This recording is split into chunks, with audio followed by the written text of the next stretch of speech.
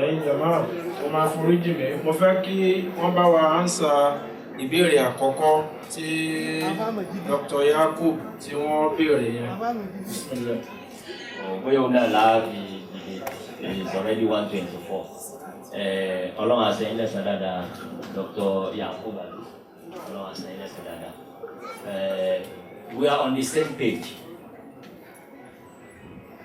Nǹkan kan náà ni gbogbo wa ń sùn òun ni ká má kayọ̀ àlà ká Nábì gbé kalẹ̀ sallallahu alaihi wasallam.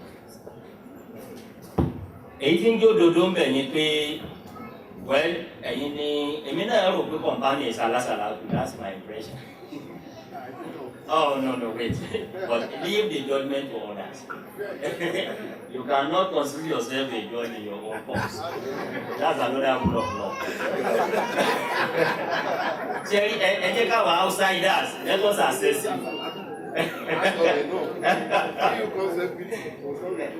Okay. Kini jasa laju, itu ide bibade seluni. Jerry, ejeka karawa sobulo. Asalatu nada, siapa salatu Ànábì lawi. But method náà ni orang bi. Isi pa salatu gan ni àwọn èèyàn ní ẹni tó bá criticize salatu ọmọ ẹni wí ni. Man salla alayya salatan sallallahu alayhi biha ashra. Ànábì lẹ́ni bá sá salatu ẹyọ kan fún mi mẹ́wàá lọ́wọ́ fi rọ́pò fún. Tó bá ṣe mẹ́wàá ńkọ́ ọgọ́rùn nù. Tó bá ṣe ọgọ́rùn ńkọ́ 1000 nù. Salatu dáa púpọ̀ àǹfààní ni fún wa. Bọ̀dí tá ń sọ náà ni pé àwa ká kọ́kọ́ ṣe àsàlátù. Bó la Nábì ti ṣe àsàlátù. Bó ló ti kọ́ àwọn sàhábà rẹ̀ kí wọ́n ṣe àsàlátù. Sẹ́rí between me and you, níta ewu yẹn ò rí bẹ́ẹ̀. Wípé Ànábì sọ̀sọ́là ní pé àwọn kan wà níbi kan ẹnìkan máa wá pé àdùkáà káwọn you cannot find that in any authority. I'm sorry for using that language. Authority. The authority that we have is Yadada Rasul. That is, they are studying. That's what I said. Teba fẹ́ time oyin. Teba mu zikiru kan tebe analyze it. Teba lo wákàtí méjì ẹ̀yin kò mẹ́. And let people know the benefit. Let them know how to do it when they go back to their various homes and many other ways. You are in line with the Sunnah of the Prophet sallallahu alaihi wasallam. Ẹ̀yin wò pé ẹ ṣe alásàlátù. But like I said, ẹ conduct the referendum. Kẹ̀fún wa ń wè. Ká máàkì. That is when you will know the perception of people about what you are doing.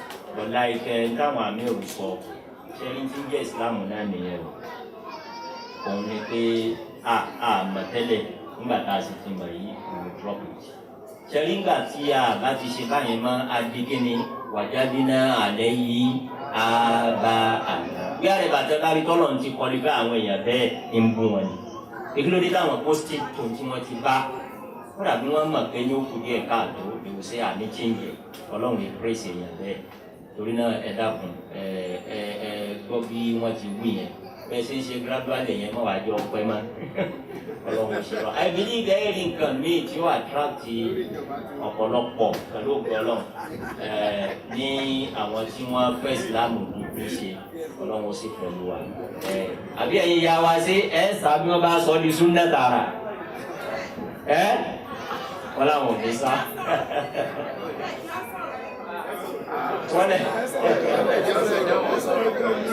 Ọjọ́ ti lọ máa sọ̀rọ̀ ọjọ́ mi.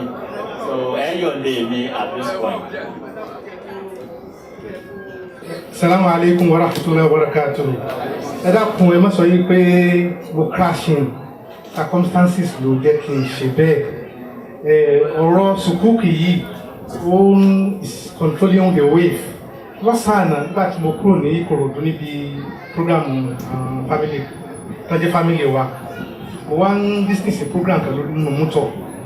So it's a live program. Wọ́n invite the economic experts. Wọ́n wá sọ̀rọ̀ lórí sùkúù. Nígbà tí wọ́n wá fi láyìn sílẹ̀ fún àwọn èèyàn kan máa make a comment. Èèyàn kan wá ń líkì sùkúù mọ́ ní tó ṣẹlẹ̀ ní Saudi Arabia last week nípa ayé pé wọ́n allow obìnrin kó máa drive ẹ ṣe ìtọ́ wa ń sọ ni pé bó lẹ́sẹ̀lẹ̀ accept policy kan tó wá láti country kan tí wọ́n wà so archaic for all these decades tó wá ṣe pé just last week lọ́sẹ̀sẹ̀ wá ronú pọ̀ yẹ káwọn allow ọmọbìnrin ọmọ drive. I wanted to make a comment that it is my policy pé tí mo bá ti wà lórí steering I must never handle the telephone, although it's not a law here because we know that we are living in animal farm. Now, I'm very sorry to say, ẹ dákun ṣe rí àwọn doctor wa battery charger ni wọ́n. Battery, not only a good lecturer, he's also a battery charger. I want to charge my battery before you go.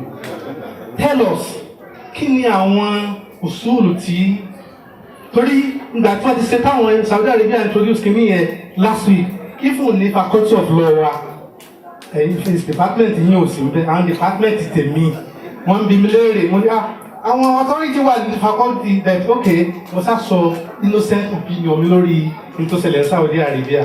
Now mo fẹ́ kẹ́ ẹjọ́ torí tọ́lọ́run for the benefit of all multitude of our brothers and sisters, because àwọn ọmọdéèrè bóun náà ṣe ronú tó yẹ pé láti yọ ọdún yìí wọn wà láwo ọmọbìnrin kó drive tó yẹ pé last week náà sọ fún ẹ pé aláwọ̀ obìnrin kó máa drive.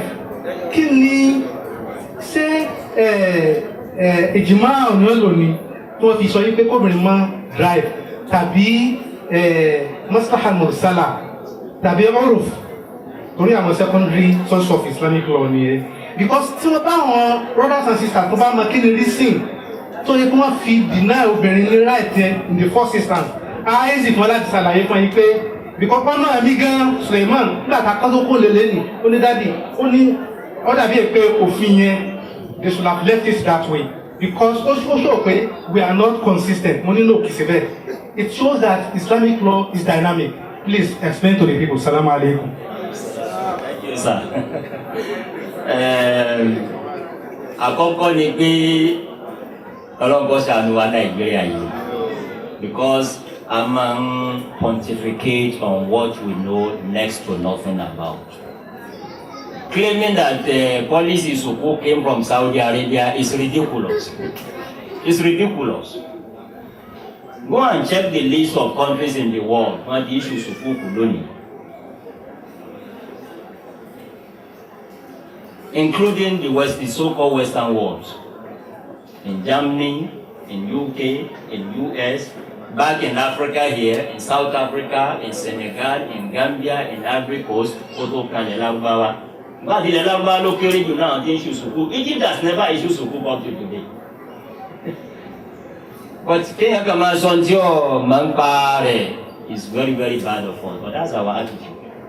Now, having said that, now the issue where Kobenima Wamato Saudi was it Wa. Problem with that man is we are a set of people we don't go to the root of any matter. Unfortunately, even then about Google. Look at the royal decree. They explain what I'm going to tell you there. Because there has never been any Sharia authority that says, they've never said that. But based on what they know of their own culture, of their own environment, they felt it was best, it was the best for them not to allow women to try.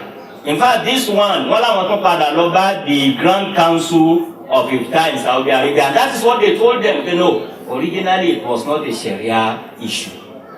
But we felt at a particular point in time, the kind of society that we lived in, is better to have a driver driving women rather than allowing them. I want to cite instances the top up. But because in allowing them, it will lead to other things. To have a problem with that. Like for example now, we cannot shy away from that only ibiti obìnrin Mùsùlùmí tó bá lọ́kọ tó kàn lè travel lọ láì ṣe pé mahram ń bẹ pẹ̀lú ẹ̀. Now, I won't believe by allowing every woman to drive them. that rule will be jeopardized. Since we only around 2000 will keep one within that rule, within the boundary of that rule, only not allowing them to try. Now they've seen that the society has changed. So what is wrong in now? We to prove that we are dynamic. And you don't want the bullies say they should remain archaic, even if they were archaic. Because I want to tell you something. If it's Western world who are known here, this is not where they were 100 years ago. There was a time in the Western world. There was a time until 1880s. There used to be a law in UK that did not allow a woman, a married woman, to own a property. Whatever she owns, by the time somebody married, the two of them become the property of the husband. Go and check history. Until 1880s, when the law was passed, Married Women's Property Act. That was the first time when you allow a married woman to own property. So by saying some people were archaic and now they are dynamic, you still fault them on that, something is wrong with whoever is thinking that way. But primarily, I want to make it clear, I've been talking about one mischievous, linking sukuk to, like I read it in some of the papers, one organization, Ghana, Christian, we say Ghana or whatever, is a ploy to sell our property to Arab world. This is ignorance. I'm sorry for using that language. Because in sukuk, there are two sets of sukuk. We have international sukuk. We have domestic sukuk. An international sukuk cannot be quoted in Naira. Nobody will buy. This is entirely domestic sukuk. FDN 100 billion Naira is entirely domestic sukuk. And that is why the submission is as low as 10,000 Naira. Saying you want to market, you want to tell 10,000 Naira subscription. But the about knowledge or you could seek knowledge. So this is Kosinto, and I'm very happy. Even I want to know about the Minister of Finance, the Governor of CBN, they have spoken to tell people. As we are speaking now, CBN Governor Wadi Muslimi, only the current chairman of International Islamic Liquidity Management Corporation. We are in Timoveson here, the headquarters of Sukuk. The headquarters of Sukuk, near Ireland, which is situated in Malaysia, Kuala Lumpur. So, policy Saudi, it's not policy Saudi, it's policy Sharia. Whoever is ready, Malaysia, ahead is Saudi, this is what Sukuk. So, because we can do this, Sharia allows it. So, finally, ẹ̀jẹ̀ ẹyọ kan péré òun ló kù. Wọ́n fi tó mi pé ìkànnà àwọn sisters wa wọ́n ṣàlùyẹ wọ́n fẹ́ sọ̀rọ̀ lórí ọ̀rọ̀ ti àsàlátù òjì àsàlátù bí o mọ sister wo ni ó jẹ́, so ta ni ẹni náà tí ó fẹ́ sọ̀rọ̀ ó yá, that's the final comment. Assalamu alaikum. Ẹ ṣe tó dàgbà ọlọ́run bàbá wà ní ìmáyì ẹ ṣe àdúpẹ́. Ṣé rí ọlọ́rọ̀ ó ṣàṣàlátù tó bá pé bẹ́ẹ̀ ní ká lọ ká má lọ sí ọlọ́rọ̀ torí bá sí lọ torí méjèèjì ẹ sọ̀rọ̀ tẹ́lẹ̀. So lórí alásàlátù yìí ṣe rí kò sọ bàbá tó jọ́sìn fún ọ̀pọ̀lọ́run ọlọ́pọ̀lọ́run ṣe ráwa mankind àwọn èèyàn tọ́lọ́run dá ọlọ́run ti dá wa àwa là ń ṣe agídí láti sin lọ́run ẹ̀mí wo nìkan ṣe bàbá fẹ́ wá sincere with ourselves ibẹ̀ làwọn èèyàn ti ń káàmù wa pé àwọn overzealous because ìgbà míì tàbá try láti jára wa gbà lọ́wọ́ soul wa inclination tọ́lọ́run ti fún wa yẹn pé ká lè ronú èyí tó dáre èyí tí ò dáre tó dẹ̀ fún wa ní chance láti ṣe èyí tó ń wá yẹn ó ń dà wá láàmú púpọ̀. Ṣé wá ní nǹkan tá a fi ń pera wa padà tá a fi lè ṣe tọ́lọ́run òun nìrántí ọlọ́run tá à ń sọ yìí òun là Al-Qur'an Karim tá à ń kà yìí òun ló gbà wálẹ̀ ọ̀rọ̀ Ànábì wa Muhammad sallallahu alaihi wasallam tá a bá ti ń ka Al-Qur'an tá a bá ti ní pé bọ́lọ̀ ṣe ní ká ṣe ní bọ́lọ̀ ṣe ní ká ṣe ní gbogbo àtà bá ti ń ṣe àdìkárù náà á ti mọ̀ kókó ságbára kan bí kan kò sóhun kan yí lábẹ́ láyà fọlọ́run tẹ bá wá ní àdìkárù yàtọ̀ gbogbo nǹkan tó wà nínú àdìkárù yìí ọlọ́run ọba wa ọba lékè ọlá òun náà là ń gbéga ìmí lòun náà là ń kó ọ̀rọ̀ wa lé lọ́wọ́ ojoojúmọ́ la sọ fún wọn ó fa wìdú àmúrí ìlà láò iná láhàbà sí rúbìlì ìbáàdì gbogbo alámọ̀rí wa wọ́n lọ́wọ́ mọ̀dọ́wọ́ rẹ̀ ó mọ̀dọ́wọ́ rẹ̀ bá wa tó kógun rege bá wa tó kó dá olú alámọ̀bí yìí kẹrin ẹ̀jẹ̀ sọ̀rọ̀ bàbá náà sì sọ nínú Kùránì kẹrin ó ní iná láhùn màláíkàtà wíyí sọ̀lú láhùn ànàbí yìí yá ayọ̀ ẹlẹ́sìn àmọ́nù sọ̀lú alẹ́ ìwọ̀sẹ̀ nínú tẹ̀sí òjíṣẹ́ àwọn ṣàtàlá tó bá ní ẹgbẹ́ wọn lọ́la ibi tó ní wọ́n lọ lélẹ́yìn lóòótọ́ kẹ́dùkú wá ń ṣe àtàlá sí nínú bẹ́ẹ̀dúmù wa nínú títí rúmù wa nínú mọ́sídìdì ilé wa àmọ́ ìta láti kó ẹ̀kọ́ ìsìlámù ká tó wọnú ilé lọ níta náà ti kọ́ níbi tí wọ́n ti bí èèyàn wọn lọ rí ní mí àwọn tí ẹ mọ iṣẹ́ wíìrìdì dáadáa méjèèjì ni àwọn mọ iṣẹ́ wíìrìdì lẹ́yìn bá ń ṣe láìláìláìláwù tó bá jẹ́ ní tó bá ń ṣe láìláìláìláwù dáadáa wàláyì tó bá sùn tó bá lálàá tó bá rí tó ń dẹ́rù bá nítorí mọ̀ bẹ̀rù kí ni ẹ̀ ṣáádà ló máa jáde lẹ́nu ẹ̀ yóò mọ tó ní nǹkan tó yúùsì mọ́ tẹ́lẹ̀ ẹ̀ yúùsì mọ́ tó máa ń ṣe nìyẹn ìbéèrè tèmi wà lélẹ́yìn. ẹ bá ní ká má ṣe àṣàyà ẹni àdéṣe alásàlátù ní gbogbo mùsùlùmí torí nǹkan tó ń jẹ́ alásàlátù ní pé kí ni ẹni tó rántí Ọlọ́run ẹni tó ṣàṣàlátù fún Ànábì Muhammad sallallahu alaihi wasallam àti tí túbọ̀ ní ìbá wà tó yàtọ̀ sí alásàlátù ní kẹ́ wá sọ fún wa now nígbà tẹ́ni ká mọ̀ ṣe mọ́ kí ni way forward gbàkàrà lọ́wọ́ ọmọdé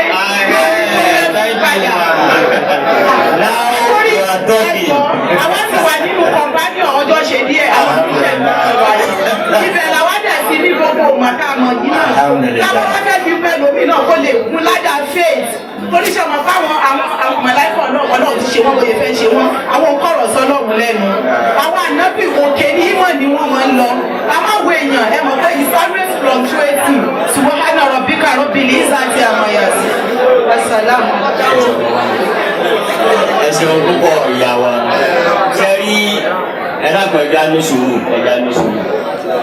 ibi tí n bá máa sọ òun ìyàwó láǹdì sí what is the way forward please let me reiterate it mo máa di ìdí wá bá nẹ́bí níbi ẹ̀ka sàṣàlátù kan ọlọ́wọ́ obìnrin mélòó yọ sálẹ̀ sàn mélòó sí ẹni tí ó gbé ọmọ sàṣàlátù ní ọmọ múra ní ìlú àwọn wa but the method the way sẹ́rí ẹ̀rí pé lẹ́ẹ̀kan gba àmọ́lé alásàlátù ní èmi kí mo reject àwọn companion náà wọ́n láwọn ìsàlásàlátù because ó ti ní nǹkan kan tó wà attached to being alásàlátù the ways the approaches the methods iná ìyá ń fi dáhùn béèrè yìí yà wá ẹ dákun àmì ẹ bá wọn ìfọ́ọ̀mù new ways tí wọ́n wà subnatic tí wọ́n máa sàṣàlátù wọn tí wọ́n máa ṣe àfikàrù wọn. That will be the way forward, inshallah. One thing we know also, yes. Sherry, you can do it this way. Sherry, in material then low. But this is good going to one never will we. That's the first point, you know, called observation. You know, one thing, I want you authentic one day. Sorry. But effort here, it has been made today to compile what are genuine adhkar of the Prophet Sallallahu Alaihi Wasallam. We have what we call Islam Muslim that is very popular, almost in every home. It's in English, it's in Yoruba, like this one. Whatever you can rest assured. Islam and Muslim. Instead of saying it's our not doubt whether or not we are POV, my first suggestion is to drop to something like this. Now, Islam Muslim yìí nígbà táwọn wà ní kékeré tíra tí wọ́n kọ́ gbé jáde tọ́jọ́ bẹ́ẹ̀ wọ́n máa ń pè ní Hasan Husseini. Wọ́n dàgbà kẹ́kẹ́ tó mọ̀ pé Hasan Husseini wọ́n kọ́ sí ara tíra. Àṣekí ni àbá àṣọ tíra rẹ̀ Al-Husn al-Hasin. Al-Husn al-Hasin. Làwọn àbá àwọn bàbá wa ń pè ní ara tíra Hasan Husseini. Hasan Husseini yìí, people were just reading without comprehending the meaning. Ibi ó ti yẹ tẹ́rí gbogbo position téèyàn bá wà lọ́lágbà àtọ́pá mọ̀ ẹ àgbé pẹ̀lú òmìnira. Àdúrà téèyàn ó ṣe fẹ́ ni ọ̀pọ̀sẹ̀ tí ó ṣe fẹ́ ni ó bímọ. àti àbẹ̀dẹ́tẹ̀ yóò ṣe fẹ́ ni ó bímọ tí yóò ṣe fẹ́ ni tí ń sílé nítorí táwọn nǹkan yóò help wa nù gbà tí wọ́n bá rẹ̀ ti translate it into the language we understand látó mọ̀ pé àṣetí ànẹ́bí ní awí níbí yìí ni you can be taking that one by one téèyàn bá wà ní inú nǹkan báyìí o tó lè wí ni tó lè ṣe ìyá wa ṣe gbogbo problem tẹ́wọ́ yẹn yóò wà solved. I knew we agree with her. Nígbà tá a bá nínú ilé yìí nígbà àwọn èèyàn lọ bí tí wọ́n ti pé àwa lọ́nà. But let them know pé àwa náà ní lẹ́yìn tó bá lánàá nẹ́bí mo take it one after the other. Pé lónìí yìí o, àdúrà tí èèyàn bá wà ní sọ̀rọ̀ báyìí, ọ̀nà fẹ́ẹ́ ànábì àmàwí nǹkan báyìí, ànábì àmàwí nǹkan báyìí. Tá a bá ti ní eléyìí, we move to another one. We move to another one. Tá a bá ti mọ gbogbo eléyìí, kì í sọ́sọ́sù láwùjọ máa ṣe mọ́. Ó ń kálukọ́ máa ṣiṣẹ́ rí àgáwù tá ànábì recommend. Ànábì ní kọ́dà kó kéré láti make sure pé wọ́n wá continuous. Ṣé rí àgáwù ẹ̀kan lóṣù yìí ọ̀bá mu kó o? Èyí tó dáa ni pé láàárọ̀ lálẹ́ wọ́n bí ìyá ńlá wa Aisha ọ̀bí ọ̀la ọ̀nà ìgbàwó ànábì ìsàdìkàwù ìgbàwó ní ìsàdìkiri ó nígbà tó bá wọ tọ́ílẹ̀tì nìkan. That shows Kasa Salatu Kasa Dhikri is part and parcel of our religion. But let's go, let's adopt the right approach. That's all. Assalamu alaikum wa rahmatullahi wa barakatuh.